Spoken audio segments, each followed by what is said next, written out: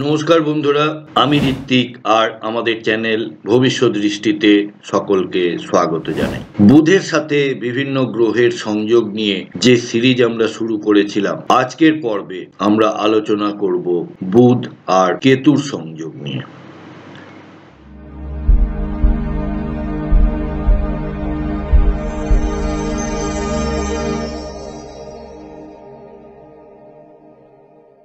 বন্ধুরা, আরো একটি আবেদন রইল যে যারা চ্যানেলটি এখনো সাবস্ক্রাইব করেননি বা চ্যানেলে যারা নতুন, তারা প্লিজ চ্যানেলটি সাবস্ক্রাইব করে নেবেন আর পাশে থাকা বেল নোটিফিকেশনটি প্রেস করতে ভুলবেন না। তাহলে চলুন শুরু করা যাক। বুধ ও কেতুর যুগ্ম যোগ, যা কিনা গবেষণা, অন্তর্দৃষ্টি ও বিচ্ছিন্নতার মিলন।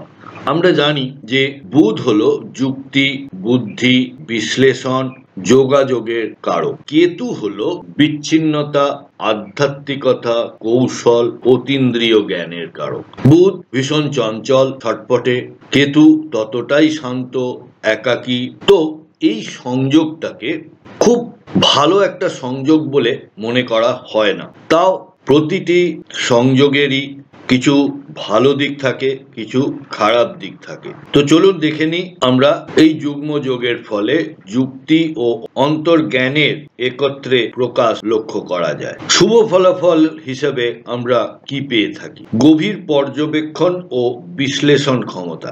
এর আগের পর্বে আমরা যখন বুধ রাহু আলোচনা করেছিলাম, তখন কি বলেছিলাম যে বুধের চঞ্চলতা রাহু বাড়িয়ে দেয়, আর এখানে বুধকে কেতু অনেকটাই দমিয়ে দেয়। কারণ কেতু হলো নির্লিপ্ততা, কেতু হলো শান্ত।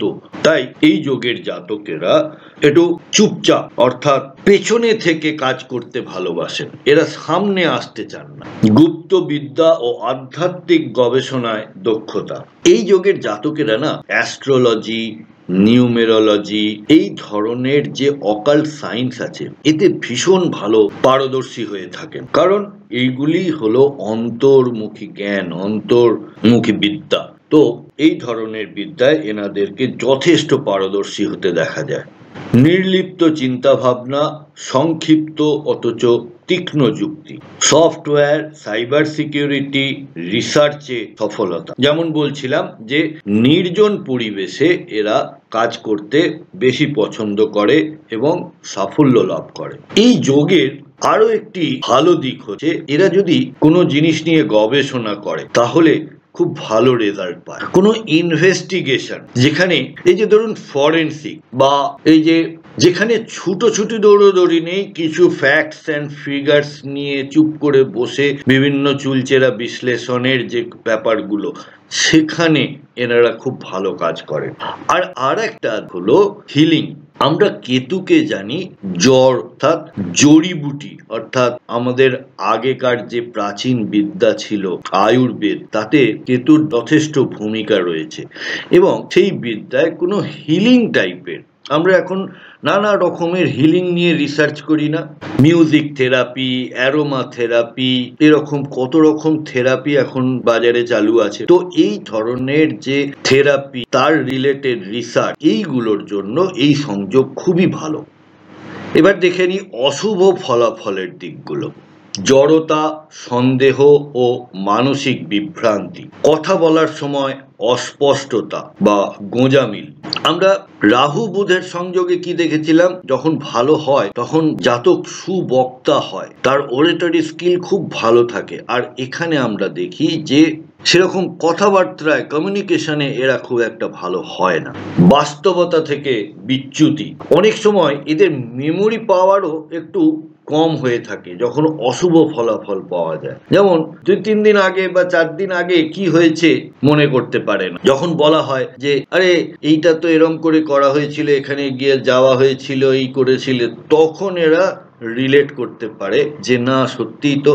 তো এই মেমোরি বা স্মৃতিশক্তি অনেক সময় দুর্বল হয়ে এই অশুভ ফলাফল। সামাজিক যোগাযোগে অস্বস্তি লক্ষ্য করা যায়। এরা ভীষণ একটা সোশ্যাল হয় না, এরা একটু একান্তে বসে নিজের মতো থাকতে ভালোবাসে। কোনো একটা অনুষ্ঠানে, বিয়ে বাড়িতে বা পার্টিতে এদেরকে এক কোণে আপনারা পাবেন।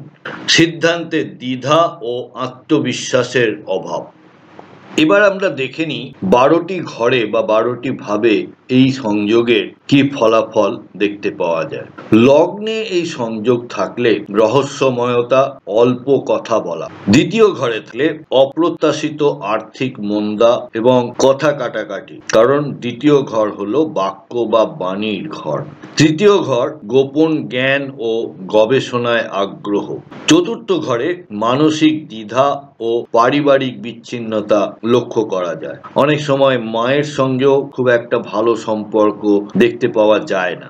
পঞ্চম ঘরে হলে সন্তানের বিষয়ে উদ্বেগ এবং গুপ্ত প্রতিভা লক্ষ্য করা যায়। ষষ্ঠ ঘরে হলে অদৃশ্য শত্রু গোপন কৌশলে জয়লাভ করতে দেখা যায়। সপ্তম ঘরে হলে দাম্পত্য বিচ্ছিন্নতা ও রহস্যময়তা। অষ্টম ঘরে হলে গুপ্তবিদ্যায় সফলতা, অতীন্দ্রিয় শক্তি, একটা আলাদা ইনটিউশন পাওয়ার এদের থাকে। হঠাৎ করে কোনো একটা কাউকে দেখে একটা কিছু বলে দেওয়া এবং সেটা মিলে যাওয়া। তার সম্পর্কে আগে থেকে কোনো জ্ঞান নেই, অথচ তার সম্পর্কে এমন একটা কথা বলে দিল যেটা একদম সঠিক।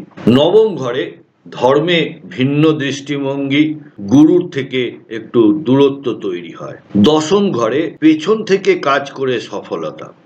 এইটা আমি এর আগেও বলেছি যে এরা কোনো ব্যাপারে ফোর ফ্রন্টে আসতে চায় না, এরা পেছন থেকে খুব ভালো কাজ করে। আমরা যদি একটা থিয়েটার বা কোনো একটা সিনেমা দেখি, আমরা সামনে থেকে নায়ক নায়িকা ভিলেন এদেরই দেখে থাকি, কিন্তু পেছনের একটা বিরাট কর্মকাণ্ড থাকে। সেই কর্মকাণ্ডগুলোতে এনারা জড়িয়ে থাকতে ভালোবাসে। আমি সিনেমাটা একটা ছোট স্পিক বললাম, তো যে কোনো রকম ক্ষেত্রেই। 11তম ঘর সমাজে বিচ্ছিন্নতা, যেটা বলছিলাম যে একা থাকতে ভালোবাসে, খুব একটা সোশ্যাল এরা হয় না।